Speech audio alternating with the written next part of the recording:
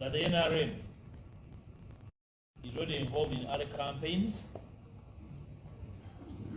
We are watching their other campaigns to try and put some form of curtain on the very serious issues relating to desired constitutional electoral reforms.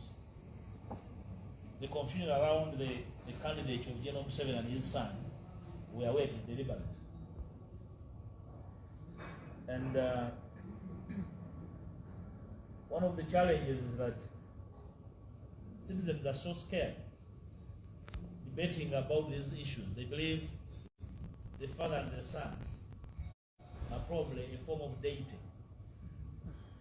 that they should simply look on while they violate the constitution, including Mohoz violating the UPDF Act and acting in the manner he's acting, as though he's an outlaw. So we are going to table these considered reforms in earnest after we've been given a nod by our mother parties, after comparing these matters and agreeing on the reform. I want to thank you once again for the support you have rendered our team. We apologize whatever has not been done right. A lot of learning and unlearning has happened in the last 1 year, and we hope we can do better in responding to your concerns and also respond to the concerns of the population. I thank you. You are aware that up to now, the government has never responded, or has actually failed to respond to the so many questions you have raised in the Parliament and outside the Parliament about the disappearance of citizens, the violation of their rights, the killings on the streets. And as you are aware, even this week, at the prompting of the Deputy Speaker, the Prime Minister promised to come and make an account by way of comparing what we are questioning and what they know. And the last meeting was supposed to take place yesterday in the Deputy Speaker's chambers. None of the persons turned up to that meeting. Myself and my team, that included my Shadow Minister for Internal Affairs, including the NUP party spokesperson, Honorable Senyonyi, Honorable Mwanga Chivombi, Honorable Sekona, we were all ready for the meeting. We waited. Nobody showed up. Nobody picked their calls. And on our side, we are moving to the next level. We have asked our attorneys to file habeas corpus for the 25 missing persons we logged in Parliament. Probably for those of you without the list, I've asked my team to share the list of the 25 for your information. They include even the dates and places where they were picked from. They are still missing. So the Prime Minister lied to the country that is going to explain. So yesterday, she disappeared, never showed up, made no phone call, made no contact. So after we have filed the habeas corpus for each of them, depending on how long this takes, we shall be able to inform the country officially that these be added on the list of the murdered and buried without trace. We have already secured habeas corpus for Tibarama John Bosco, who was abducted from Kanyanya, Uganda Road, on 3rd June 2019. We have also secured for Kanata Muhammad, who was abducted on 23rd December 2020 from his home in Walusuri, Mukono district. The two habeas corpus have been secured for them. And we are now waiting for the response of the agencies on which they have been served to respond. And when, depending on how they respond, we shall be able to inform the country the status of these citizens. that the country should be alarmed by the stance of the Prime Minister and her team, that they could lie to the country and instead they disappear and even have their phones off. That is the caliber of leaders that want to impress upon that they have the audacity to be called leaders in this country. So we at that stage. Secondly, you're also aware that the two honorable members of Parliament, the Honorable Segirinya Mohammed, Member of Parliament for Kawempe North, and the Honorable Alan Sowanyana, Member of Parliament for Makindi West, are still in custody. Of course, we are aware that they are within the process of court, but we are concerned about the inordinate delay in having their matter handled by courts. Would not take the delay as the delayed legal process. We consider the delay as politically motivated, and we still construe their detention not as a matter of any involvement in illegality, but as a case of political persecution. We want to impress upon the judiciary to prove that they are not part of the persecution of these honorable members of Parliament. We would like to ask their constituents to remain firm, to support these members until justice prevails in their case. Thirdly and relatedly, I would like to respond to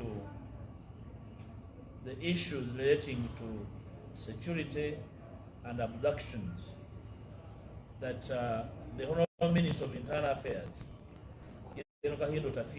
spoke about in the manner he did, including a reference to the opposition as lying to the world that people have been abducted, brutalized, tortured, and maimed. First of all, at his age, I don't think he's senile. My sense is that he is still sober, but a dishonest adult. That's dangerous for a dishonest man to be in occupation of public office, and especially discharging a duty of securing citizens. You are aware that he referred to a number of people that appeared in the public media in Nairobi at the expose of rights violations that we had with the Kenyan Human Rights Commission. And he said these people we paraded were victims of a number of accidents. Now this old man was not kind enough to share with the country, with the world, the reports of these accidents and the scenes on which they occurred. Let's take an example. In February 2020, Rita Nabu Kenya was knocked dead at Nakawa by a truck, registration number UP 4841. That's not a private number plate. It's a police number plate. Him being the Minister of Internal Affairs, let him give us the accident report in which Rita Nabu Kenya was deliberately knocked on the pavement and killed. 2.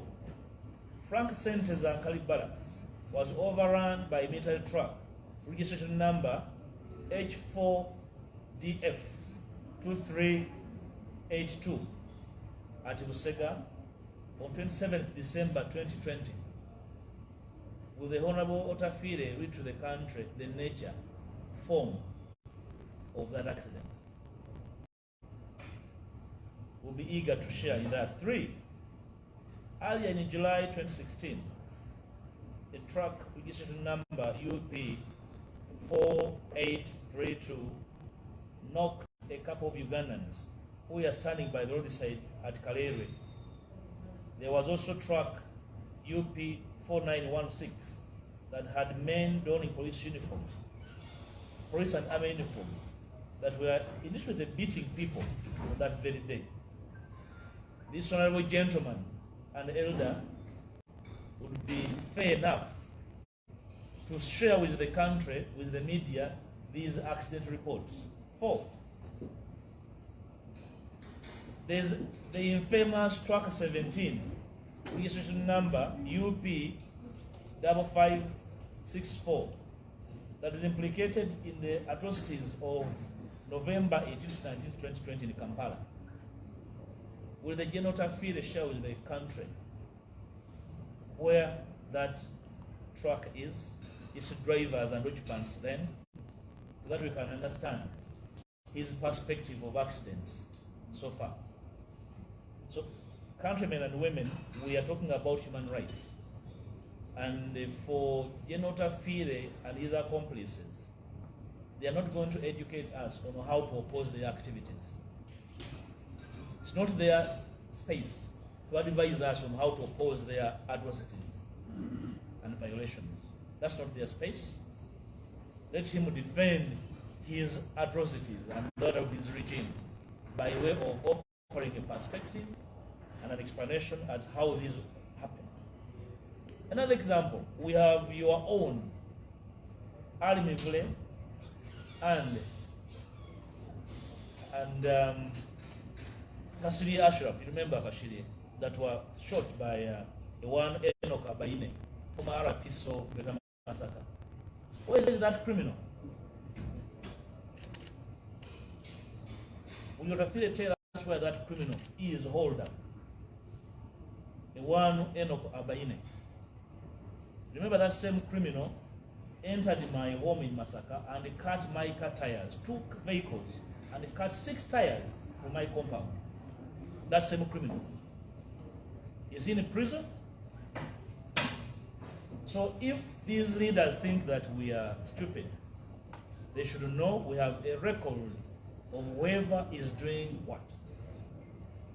Last on this, I want to challenge the commanders of the SFC structure to explain the activities of a one Lieutenant Colonel Ashraf Nyakairo. What does he do in the SFC? What is the job of the group he commands? The one, Arafat Nyakairo. What does he do in the SFC? What is the job of that group he commands? I want to inform them that you can kill us, you cannot kill the information we have. It's everywhere. We shall share it and you're the last person. I would like to ask of Ugandans to share information about every other violation that you are aware of. Please remember that last year, at the beginning of this year, I issued black books in which a lot of information has been availed about human rights violations in this country. You're also aware that at the beginning of this month, my offices in the Masaka were broken into, and their targets were these books and the files and the computers. I want to advise whoever took those computers that the information is in the space. So plan burning them. They're useless to you. I still have all the information. So even if you cut off my fingers, the information can be accessed by other people. So that was an activity in infidelity. You probably were sharing whatever you knew. You know whom you have killed. You know whom you have abducted. So what do you want the information for? So what you know, we know. That's what I want to tell you. Relatedly, allow me to speak about the second issue relating to insecurity in the country. You are aware that government communicated the closure of a number of police posts, especially in Uganda. And the explanation was that these police posts were inadequately manned, and were poorly facilitated to be able to defend themselves in the face of an attack. Now, from our humble side, we want to inform the regime that your explanations are not satisfying. We continue to see attacks on security installations. We saw one was in Butambala, Kameng in particular, and the explanations that are coming out are not satisfying. The country asks for, demands for more, because we believe you know better what is going on, given your history. You have explained to us variously how you've been working, disguising. Please explain more. We haven't understood your explanation as the nature and the cause of insecurity so far. I think I'll end that there. The third issue I would like to speak about is the state of the economy. At the beginning of the financial year, you are aware that we warned that the regime was ambitious and blind to the realities. We warned that a post-COVID economy would require delicate handling, and that the priorities of the country should have some level of serious imagination. Our advice was never heeded, and where we are, we all know that the Ministry of Finance supplies air MDAs. They supply them with documents that they have been given money, and then the money is not in the accounts. You understand now the kind of insensate, despite borrowing to a country already saddled in a huge debt.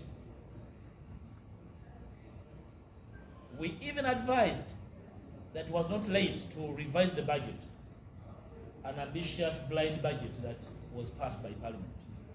And our advisory is on record that given our tax base, given the nature of the economy, which we are net importers, our budget was blindly ambitious. We are all aware that so many small businesses are collapsing and so many people are losing jobs. It's a no-brainer, because there's no more deep thinking as to how to manage the economy. Of course, we can't expect any better, because we have all our priorities wrong. We want to again offer humble advice, that the regime should eat humble pie and rethink the national financing priorities, including sourcing financing. You should have seen a circular issued by the Ministry of Finance, almost calling on whoever can lend Uganda, including sweet money lenders, to come and lend. You cannot run an economy like that. You cannot run an economy like a kiosk. I think Mr. Kasaija and his group have failed, but their failure is buttressed on failed politics. Failed politics yields failed economies. The two rest in the same bed. So we do not see a remedy out of this. So Ugandans should brace themselves for even harder times, because there's nothing going on to give people hope that next year will be any better. We all know that the PDM was a stillbirth.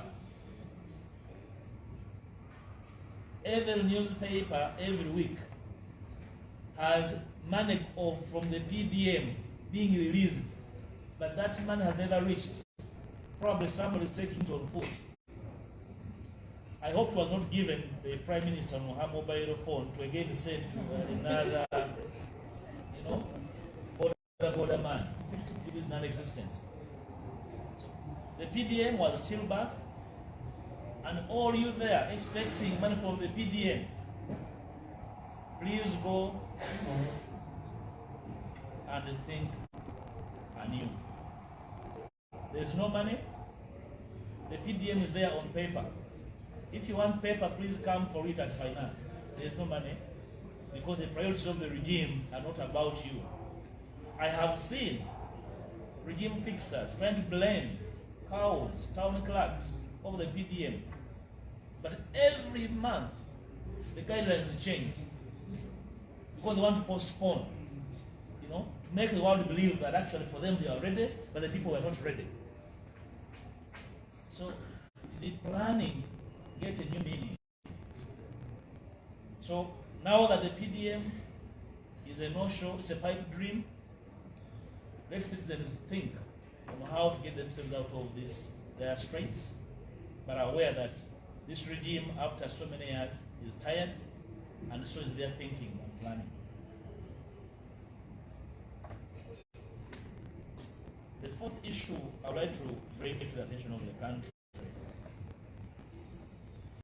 are the increasing cases of land evictions. I'm very sure every part of this country has tested or is testing this. I have seen ministers trying to blame the laws of the land for these land evictions. The problem has nothing to do with the law. The problem is sheer impunity. It's just impunity that is reigning and outright corruption at various levels. In the land registry, sometimes in some cases in the courts, and of course the impunity. You have seen that where there are evictions, every powerful person evicting poor citizens is carried either by the police or the army. So it's a matter of law. So land matters are political matters. Land matters are security matters. We'd like to ask citizens out there that are being affected by these evictions to rise and defend themselves against these land grabbers that are being supported by the state system. If land grabbing has anything to do with the law, why is it that the government is lamenting about it? Where are the amendments to fix the problem? The fact that there is no motivation for them to fix the matter legally, it means they are beneficiaries and they prefer that the status quo remains. So citizens out there should be on their alert and make an alarm, because their keepers are the land grabbers. The regime must prove that does not approve of the ongoing impunity where the poor are being evicted. I would like to applaud the leadership of the Uganda Parliamentary Caucus that I have seen on the trail in various parts of Uganda. I would like to ask of them to reach out to other parts of Uganda. I toured the Bunyoro. Those of you who followed me in Bunyoro, land evictions are rampant. I have made a report to Parliament about land evictions in Bunyoro, and I hope there will be motivation to follow up this matter from Parliament. My team that followed this matter, in the next session, will come up with a number of motions to encourage the Parliament to actively get involved and find a solution for